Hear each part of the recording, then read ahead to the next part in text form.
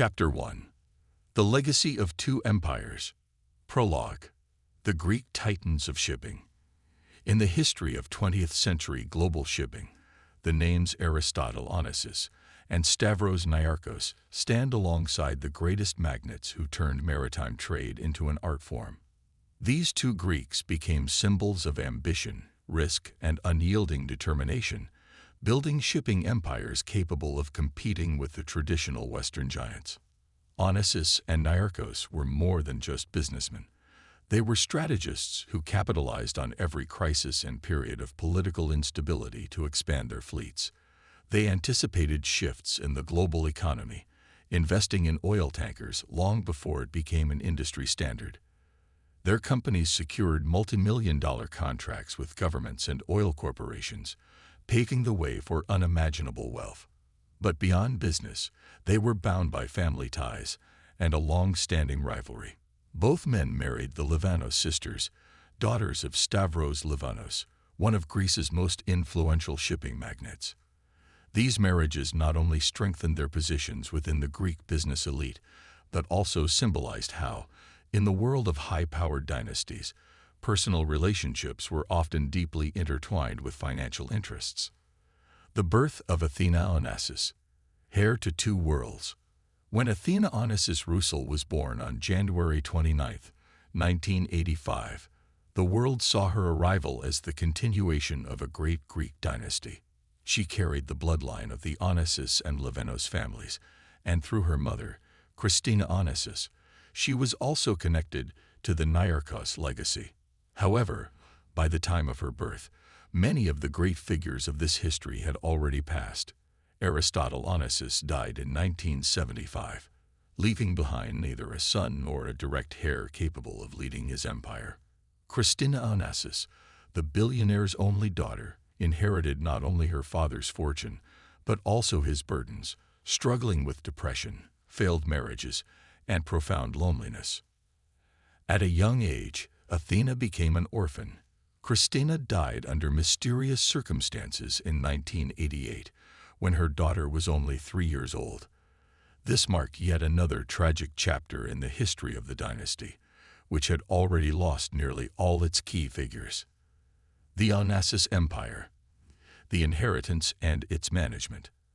After Christina Onassis' death, the family's vast wealth fell under the control of a board of trustees, which had been established during Athina Onassis' lifetime. The Onassis Foundation, founded in 1975, became the primary custodian of the family's assets, overseeing its shipping, banking, and investment interests. Yet despite her immense wealth, Athina never gained full control of her inheritance. Her childhood was spent under strict supervision, primarily by her father, Thierry Roussel, who played an active role in managing her financial affairs. By the time Athina reached adulthood, she had inherited more than $1 billion, but control over the Onassis family funds remained in the hands of the board of directors. This marked the beginning of her long struggle against those managing her fortune and symbolized how a once mighty dynasty was gradually becoming a legend of the past. Chapter 2. Born in the Shadow of Tragedies. Christina Onassis, the fate of the sole heiress. The story of Athina Onassis is inseparably linked to her mother, Christina Onassis, a woman whose life proved that immeasurable wealth does not guarantee happiness.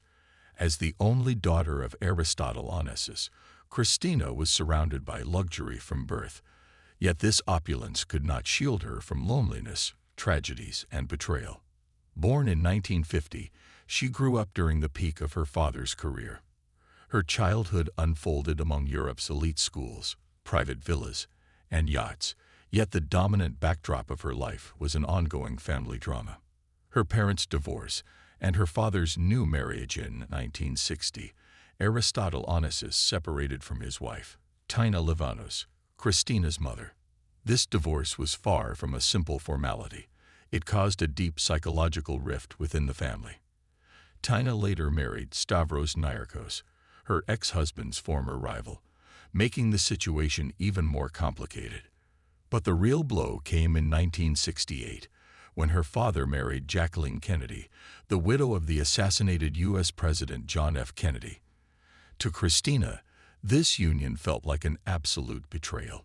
She believed that Jacqueline married her father only for his money and was convinced that this marriage was tearing their family apart.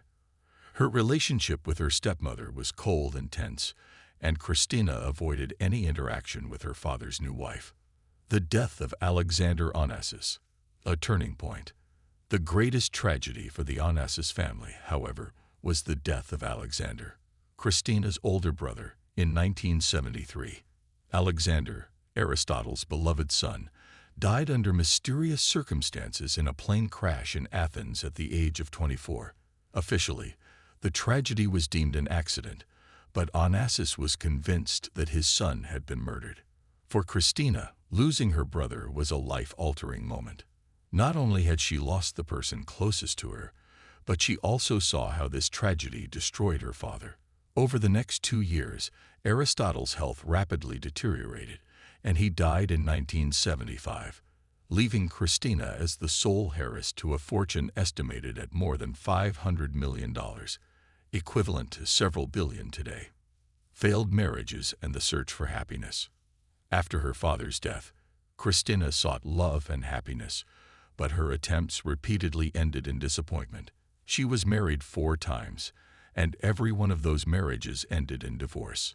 Her first love, Joseph Bolker.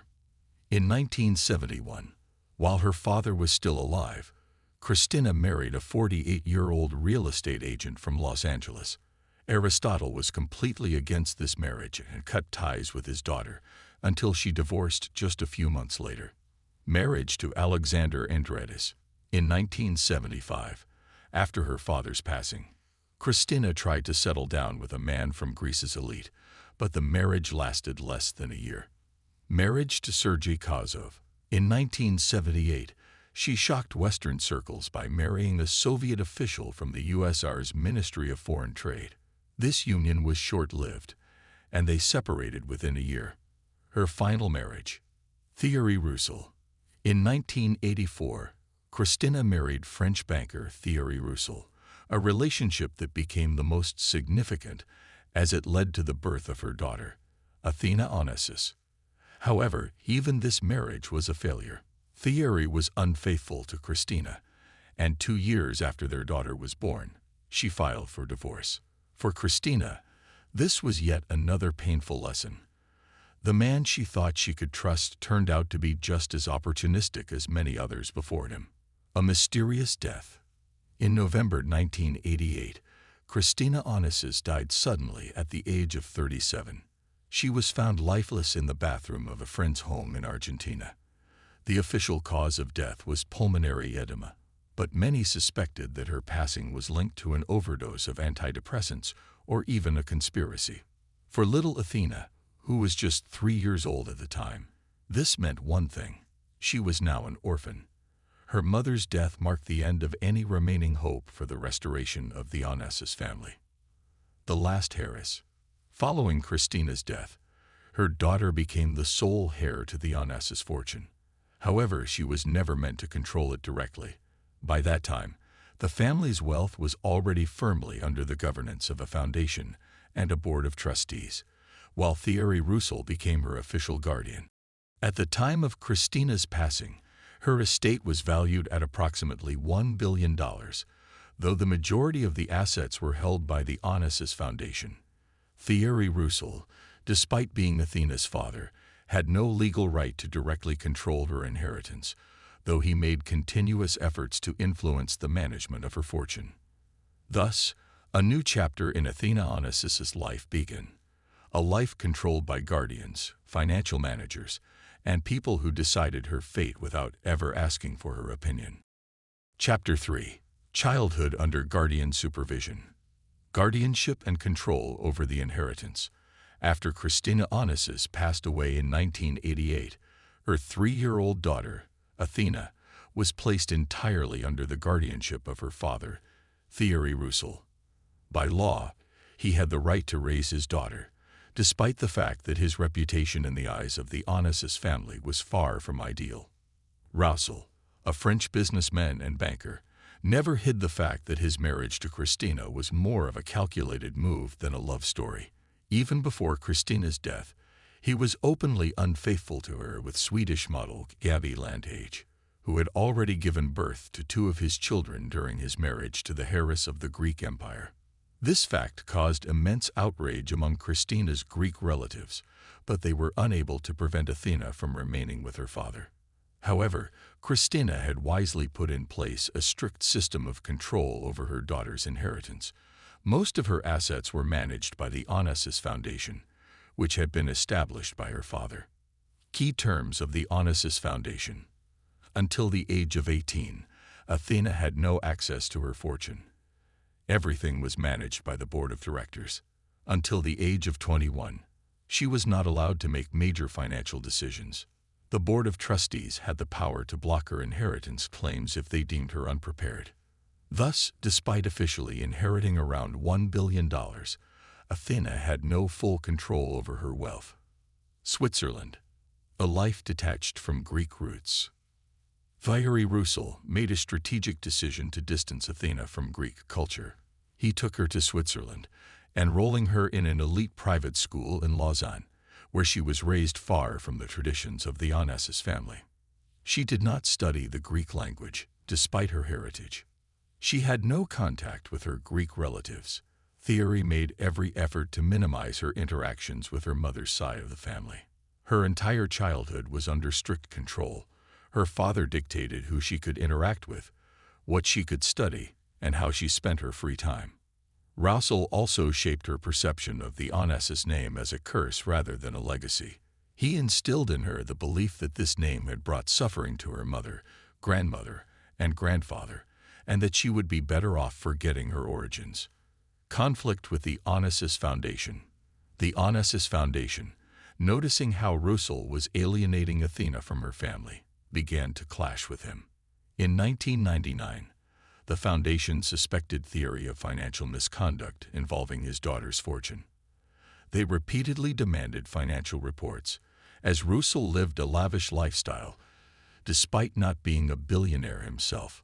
The board of directors attempted to limit his influence, but legally, he remained Athina's only official guardian. In 2003, when Athina turned 18, the foundation officially transferred control of her fortune to her. But by that time, she was already completely under her father's influence, believing his claims that the foundation was trying to deceive her. First signs of independence. Despite the pressure from both her family and the foundation, Athina found one escape in her childhood: horses. As a teenager, she became passionate about equestrian sports and began competing in show jumping tournaments. This was the first activity where she truly felt free. Her father, noticing her passion, encouraged her interest, realizing it would help strengthen her detachment from the Onassis family. By the time she reached adulthood, Athina no longer saw herself as part of the Greek dynasty. She considered herself a Swiss girl, raised in a European style, and saw her wealth not as a family legacy, but as her personal fortune. Chapter 4. Gaining Independence. Coming of age and the first step toward freedom. When Athina Onassis turned 18 in 2003, she officially gained access to her share of the inheritance, estimated at approximately $800 million. However, full control over the Onassis Foundation remained beyond her reach. By law, the foundation's board of trustees still controlled key family assets, including business investments and real estate. To gain full influence over the foundation, Athina would have had to either prove her competence or find a way to replace the current leadership. However, she showed no interest in her grandfather's shipping empire. Unlike him, her life revolved around equestrian sports, and this passion became her own path, far removed from the traditional family legacy. Conflict with the Onassis Foundation. In 2005, when Athina turned 21, she attempted to claim a seat on the Onassis Foundation's board. However, the board members rejected her claim, stating that she lacked sufficient education in business and finance. She was detached from Greek culture and traditions. She had no ties to the Greek people and did not consider herself an Onassis in spirit. This rejection marked the final break between Athena and her Greek heritage. She chose not to fight for the foundation, and instead focused on her own life and interests, a love that defined her path. At the same time, in 2003, when Athena was 18, she met Brazilian equestrian Álvaro de Miranda Neto, known as Doda. He was a professional athlete who had competed in the Olympic Games and was 12 years older than her. Their shared passion for horseback riding quickly brought them together. Athena, exhausted by the pressure of her family and her inheritance, saw Álvaro as an opportunity for a new life, free from the burden of the Onassis name.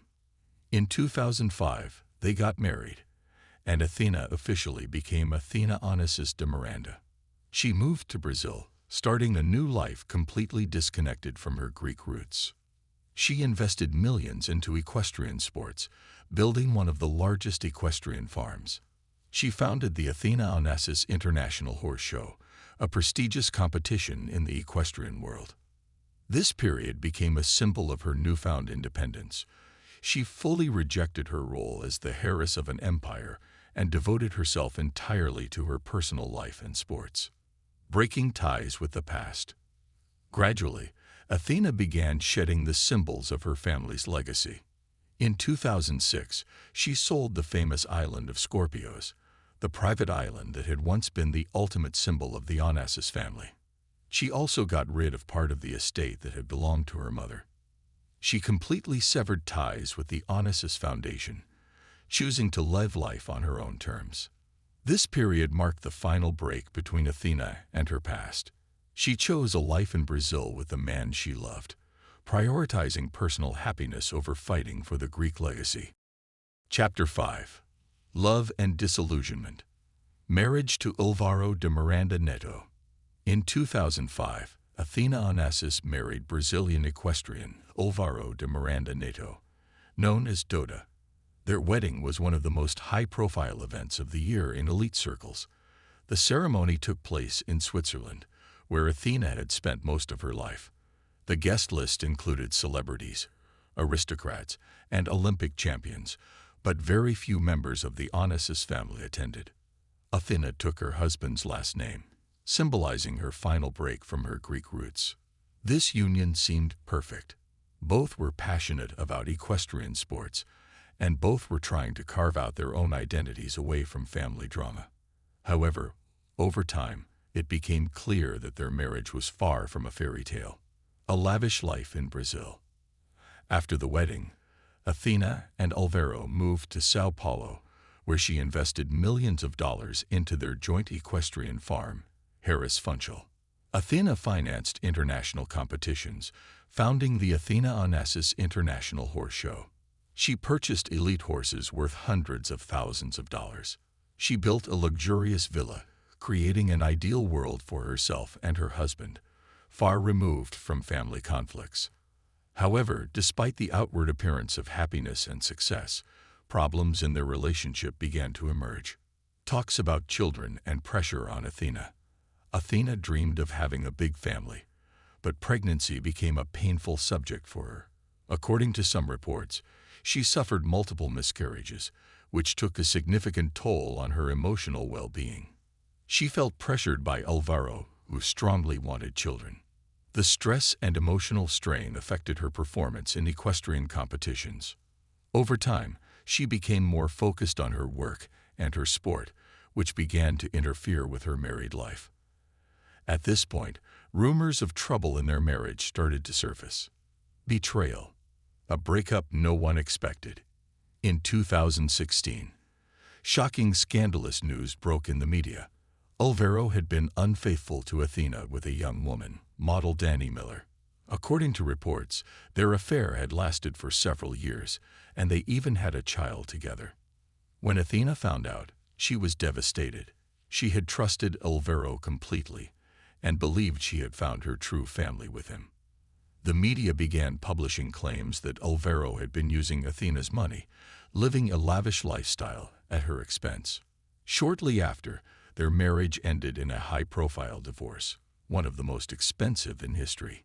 Divorce and property settlement. Athina filed for divorce in 2017, demanding a division of assets and compensation for emotional distress. Olvero fought for a share of her fortune, claiming he was entitled to half of their marital assets. The legal battle dragged on for months, with Athina's lawyers arguing that her wealth was an inheritance, not marital property. In the end, Athina kept the majority of her fortune, but she lost millions of dollars in legal fees and settlements. This divorce marked the final realization that no matter how far she tried to distance herself from her family, her status and wealth would always define her life. Chapter 6. Finding Her Own Path. Life after divorce. After her 2017 divorce, Athina Onassis found herself in a challenging emotional and psychological state.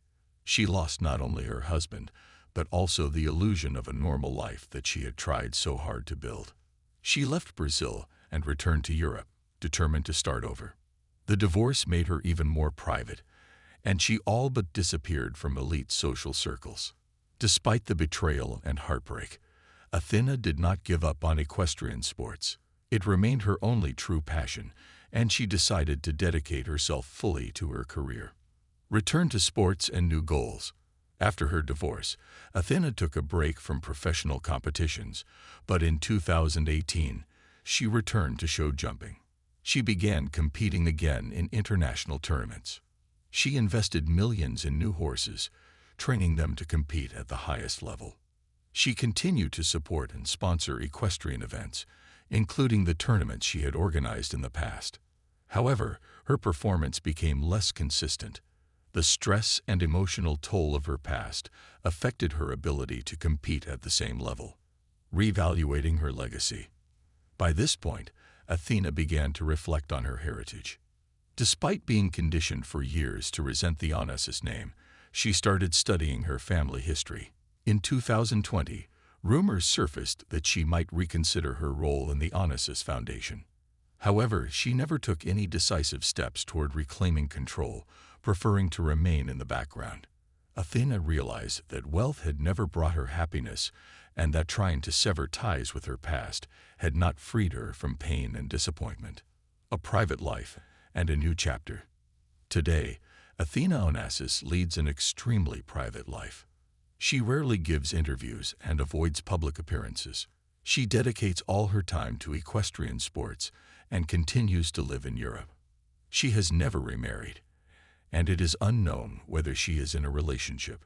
Unlike other wealthy heirs, Athina does not engage in the high society lifestyle. She stays away from glamorous events and prefers a life of solitude and discretion. Athina Onassis remains one of the most enigmatic billionaires of her generation, choosing a quiet existence centered around her personal passion rather than the legacy and expectations that once surrounded her.